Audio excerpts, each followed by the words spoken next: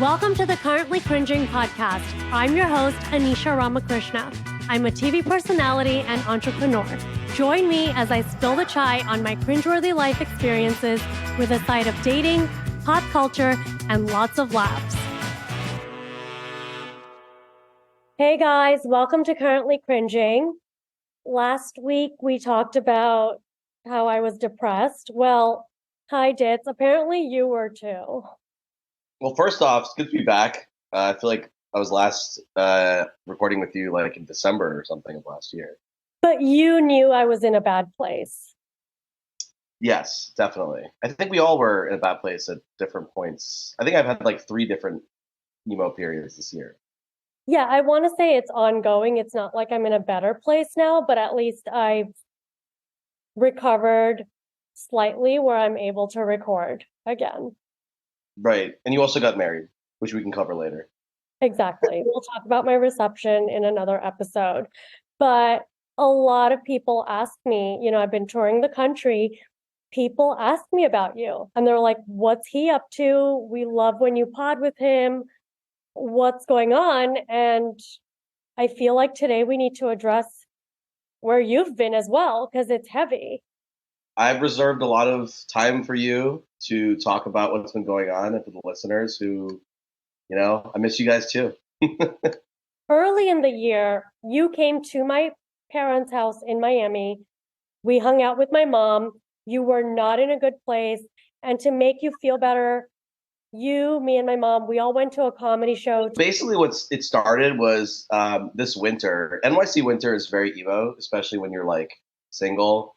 And I was like very single. I was seeing someone, but it was like one of those like really passionless relationships that you were just kind of seeing each other because like someone set you up, and then it was just kind of like, all right, here and there.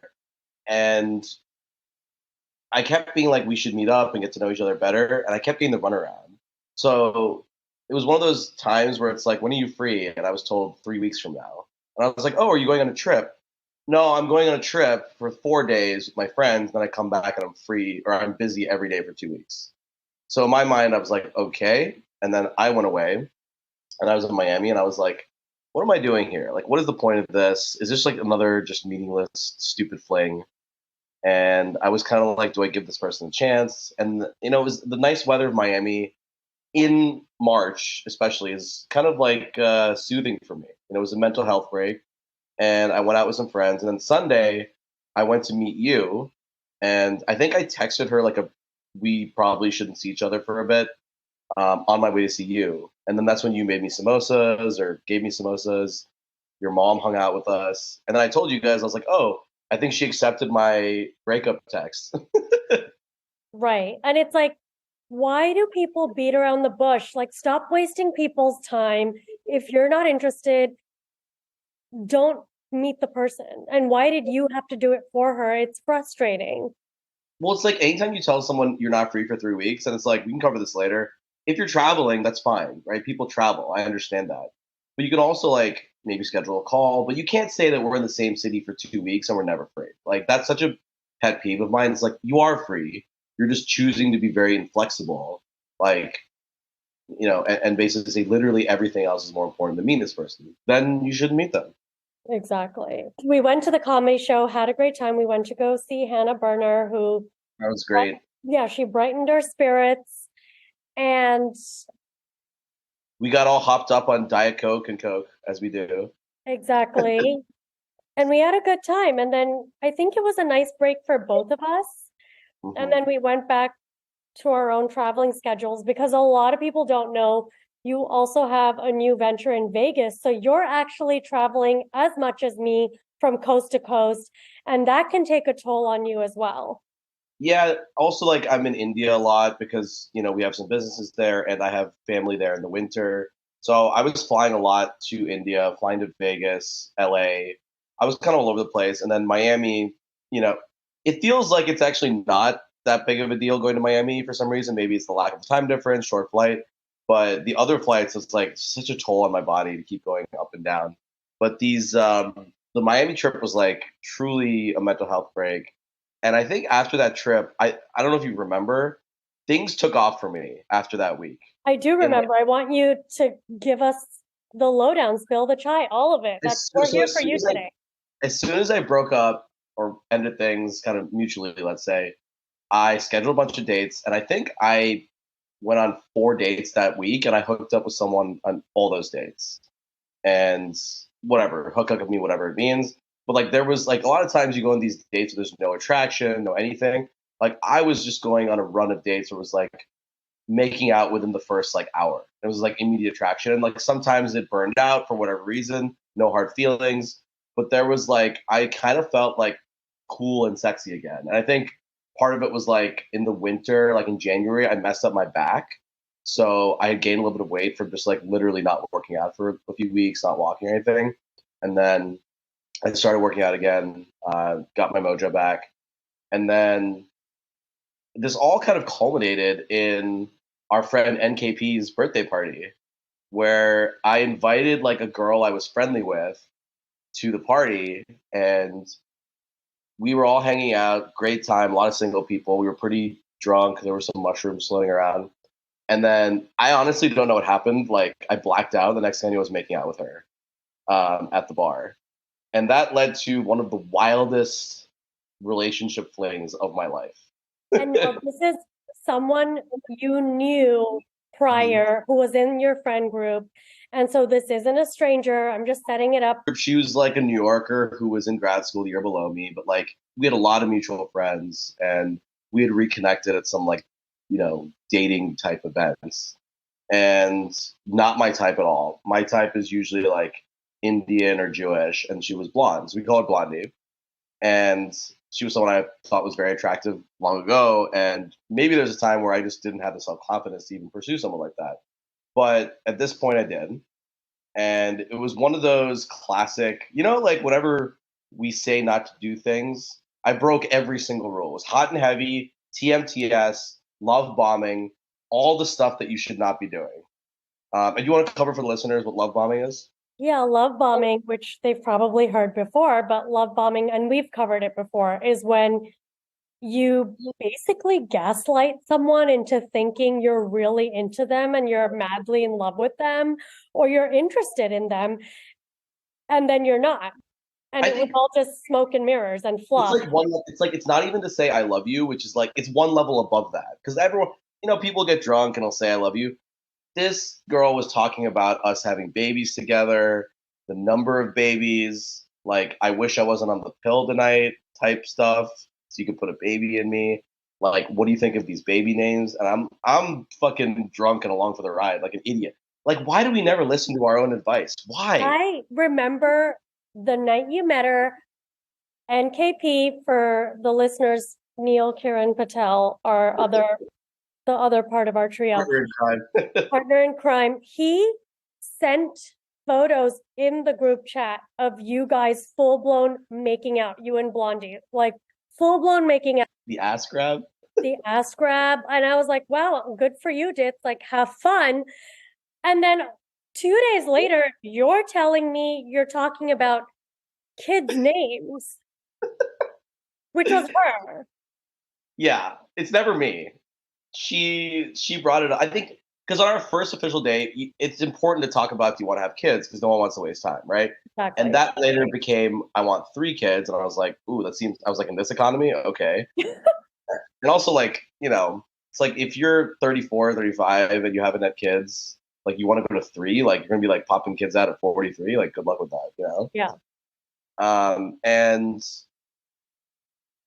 I was kind of just like going with the flow. And once you started talking about like maybe third date, like the names of the kids, I was like, wow, this is a lot. And I was like, maybe she really does like me. And I did have my guard up, but at the same time, I I knew that like it was too good to be true, and I didn't quite know the whole love bombing thing because that was my first experience where something had progressed to that point in a long, of someone I knew, right? Obviously, we started with Ponzi, where she was the ultimate love bomb, but that was something that only happened over the course of like 3 4 weeks. This was like a 2 month thing, and like she went to dinner with me and my sister. But that's And where I'm like, would you say you were part of the love bombing? Like, why was she meeting your sister? I still don't understand that. Right. I think it's because I was just like talking about how fun my sister is, and like she comes up in conversation a lot. She's been on the pod. She's an actress, and I think she was like, "Oh, like would love to meet her sometime." And I was like, "Yeah, she's not really in New York much, but like we should all grab dinner at some point, like super casual." And she was down because I think also my sister had her birthday party, and I was being polite. I was like, "Look, if it's weird, you don't have to come." But I was like, "I'm dating you. I think it would make sense, like just to throw you an invite if you're not too busy, but like no pressure." But then she was like, "Oh, maybe we could do something another time." And I was like, "Perfect." It felt very natural, you know. I don't know. It's tough these days. Like we're in our 30s. Like there's no rules, right? And it felt Right. kind of okay. And after that night where we had a really fun double date, dinner, Pete's Tavern, like drinks at my sister's place, like slept over. I literally never saw her again. It's like, But you did travel to Vegas, and then in between the travels, do you want to talk oh about my the god, baseball yeah, trip? yeah. So the Vegas trip, I went on a I went actually back to back weeks to Vegas for work. The first one was before this dinner, and a lot of texting, very normal, whatever. And then the dinner happened, and I thought things were okay. And then I was going back to Vegas the next week, and I was like trying to communicate with her all week, and she was just being not responsive at all. And I was like, oh, let me give her some space. I know she had some stuff happening at work, some stuff with family, and I was like trying to be nice. And then all of a sudden, I was like, hey, like let's meet up next week when I'm back. But I kept being like, why? When you're dating someone for a little bit, normally you kind of run things by, but I didn't really think too much of it. So she Uh, said she had a trip, but she told you about the trip during the trip. yeah, pretty much. Like on Friday when I was heading to the airport, she's like, "Oh, I'm heading to the airport too." And I was like, "It's kind of, I don't know. Like when I date someone, it's nice to be communicative. Like maybe you and I are too simpy in that we No, tell each other no. too I much." think it's common courtesy to tell someone you're going on a trip. And if you're not telling the person you're going on a trip, it's because you're up to some shady stuff. Right.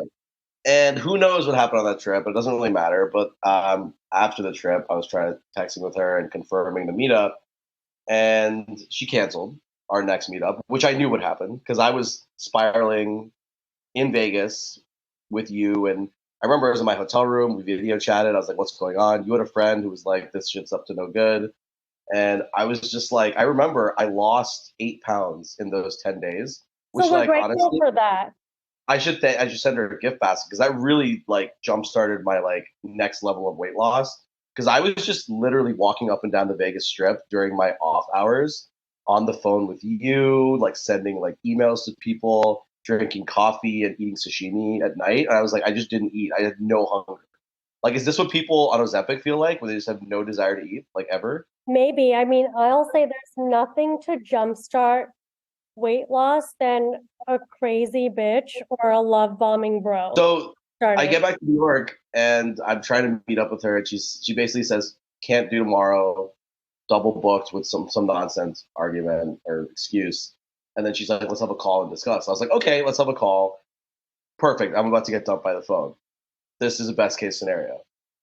She no showed the call, and I basically had to I had to schedule my own breakup call, which then never happened, which was kind of a low point. I think you and NKP were yelling at me about that. We were yelling at you because what you're not telling the listeners is you did the ultimate simp move. I thought we were over this.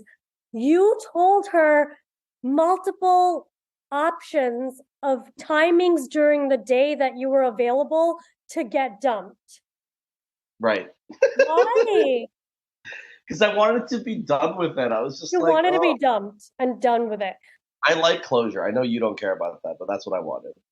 So basically, the kicker is I get this very robotic message from her because basically I was like, hey, what's going on? You've been avoiding me.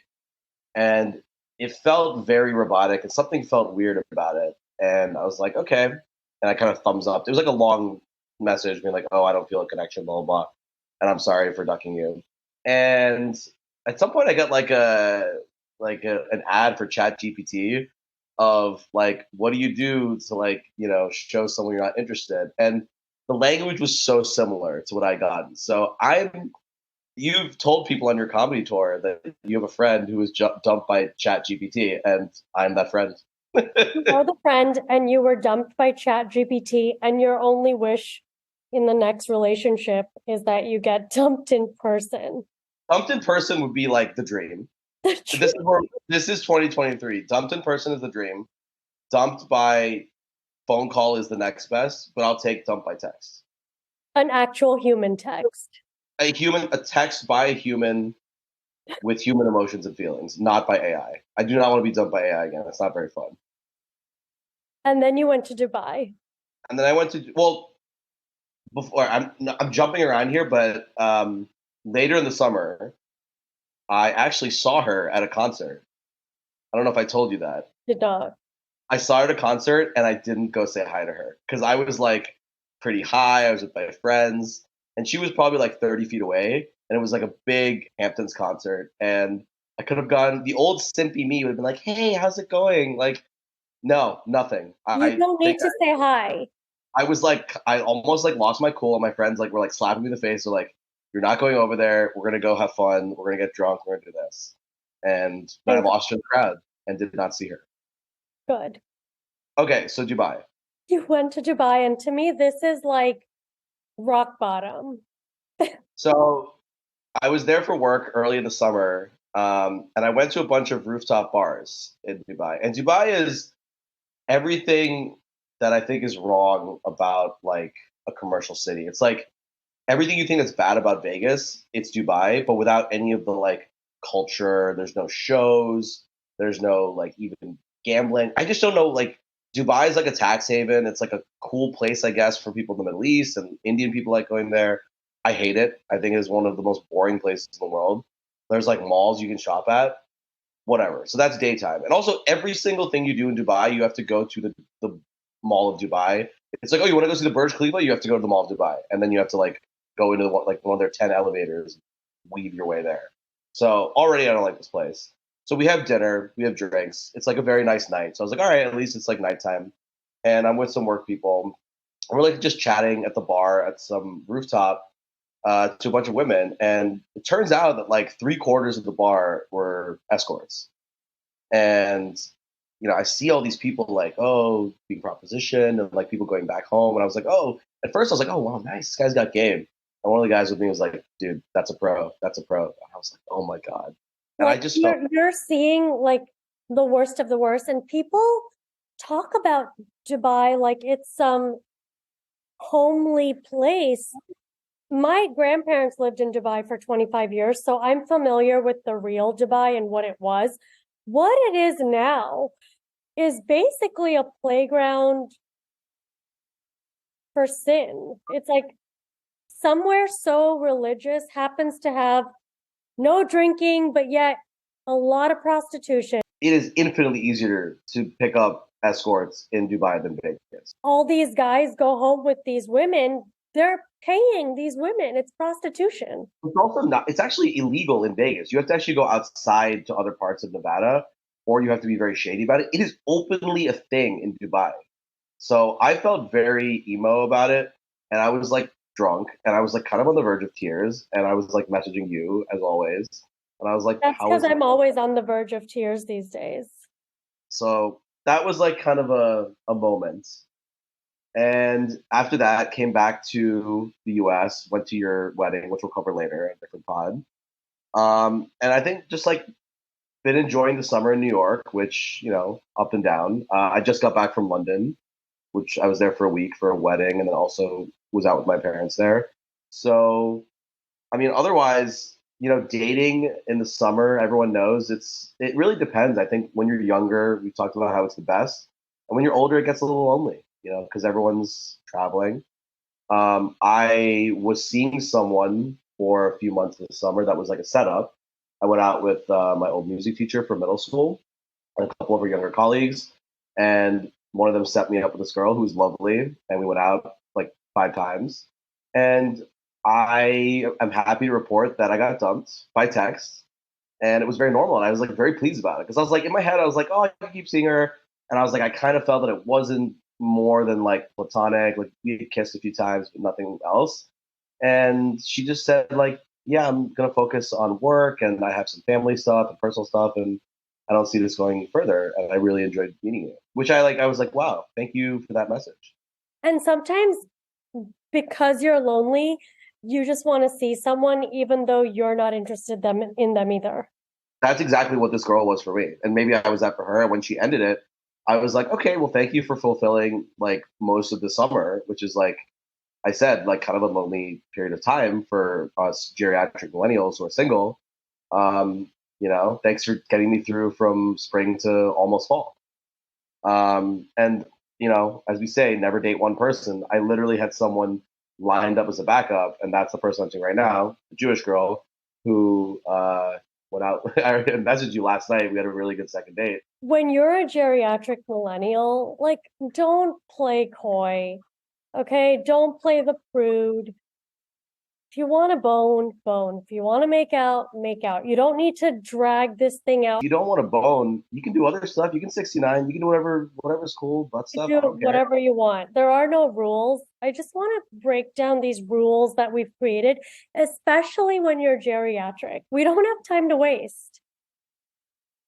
Yeah, I agree. And especially like when people are always traveling and stuff, like summer, I don't know about other cities, it's a total dead zone. Everyone's always away. People are like in the Hamptons or the Cape or Europe or whatever. And if you do this, like, I won't hook up with someone for 5 dates, bro, that could be 4 months, which is Exactly. insane. And that's just the reality. So, like, if you're going 2, 3 weeks in between meetups, which, by the way, the person I'm seeing right now, we've been going weeks in between, and not for the bullshit reason of, oh, I have to run an errand. The reason being, oh, I'm away, you're away, I'm away. So if we're not in the same city for 2, 3 weeks, 2 dates, 3 dates, let's get in there. Let's see how we are, physically with each other. Trying to make it work. And you have some big fun plans coming up for the rest of the summer.